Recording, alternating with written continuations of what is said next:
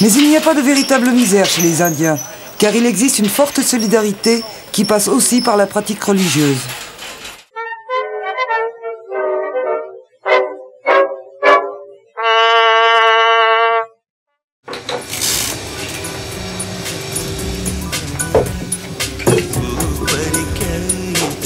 La communauté hindoue en France compte environ 100 000 membres. 50 000 d'entre eux vivent en Île-de-France. Depuis une dizaine d'années, le passage Brady dans le 10e arrondissement de Paris est l'image bien vivante de cette immigration. On apparente le passage Brady à une petite Inde, disons. On n'en trouve pas partout. C'est pas comme le Chinatown, je veux dire, c'est plus grand. Là, c'est tout petit. C'est une concentration d'Asiatiques, d'Indiens, de Pakistanais. Donc ça intéresse les Français. C'est mon père qui était cuisinier de l'ambassadeur. Et ensuite, il a suivi l'ambassadeur en France. Il est arrivé à Paris avec un de ses amis, juste une visite comme ça. Et il est tombé donc sur des locaux du passage Brady. Le passage était déserté à l'époque. Antoine Pounosamy arrive en France en 1973. Il loue un magasin pour en faire une épicerie. Puis il achète les murs. Il acquiert un deuxième local dont il fait un restaurant pondichérien, qu'il vendra plus tard à un Pakistanais. Et encore un autre, cette fois ce sera un magasin d'artisanat. C'est ainsi qu'il devient propriétaire de la majeure partie des boutiques du passage. Il fait alors venir des membres de sa famille pour l'aider et loue quelques locaux commerciaux à des amis. Cependant, il est le seul parmi les pondichéриens à tenir une épicerie.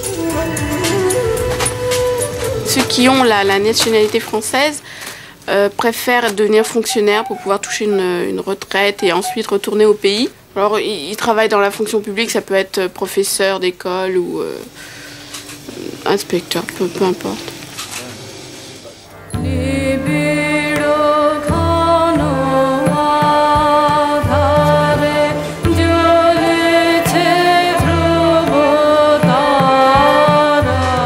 En France, je suis arrivé en 1985 et ensuite j'ai travaillé un peu rue Sentier. Il y a des Pakistanais et Indiens également là-bas.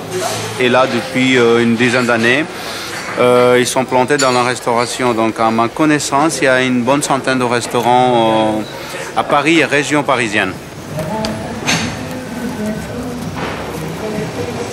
Les Pakistanais sont généralement pizzaiolos. Ils travaillent dans des entreprises de nettoyage industriel. Ils sont aussi coiffeurs. Cependant, ils n'habitent pas le quartier, mais plutôt Sarcelles, Villiers-le-Bel, Garges-les-Gonesse ou Alfortville.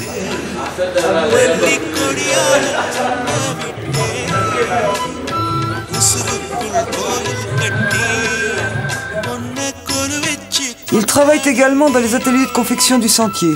C'est une main-d'œuvre bon marché, car beaucoup sont clandestins.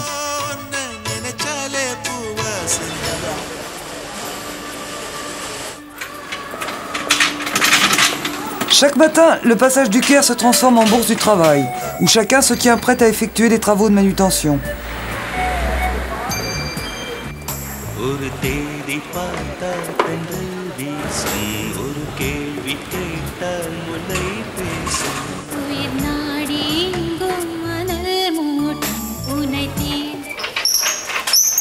Mais il n'y a pas de véritable misère chez les Indiens, car il existe une forte solidarité qui passe aussi par la pratique religieuse.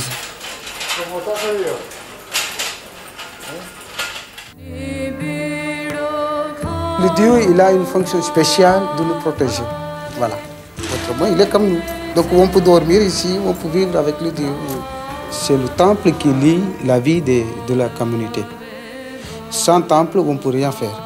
Donc même le mariage, naissance, tout est lié avec le temple.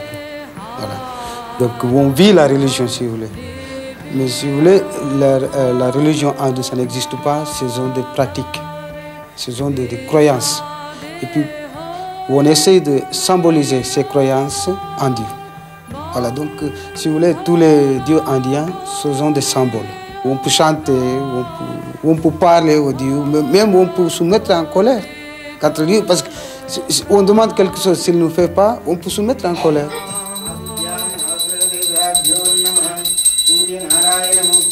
Le seul temple à Paris dédié au dieu Ganesh a été fondé en 1985, dans une ancienne boucherie du 18e arrondissement. Il s'y déroule quotidiennement 3 cérémonies. Ganesh, le dieu à tête d'éléphant, est le fils de Shiva. Il a le pouvoir de lever les obstacles. Il est le dieu du savoir et de l'intelligence. Invoqué au début de chaque entreprise, c'est le patron des commerçants, des écoliers et des écrivains.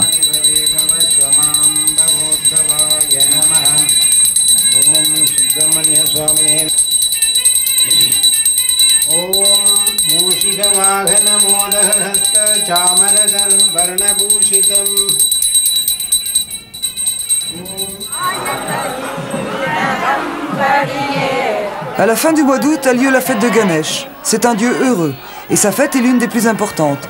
Il est particulièrement vénéré par les Tamouls.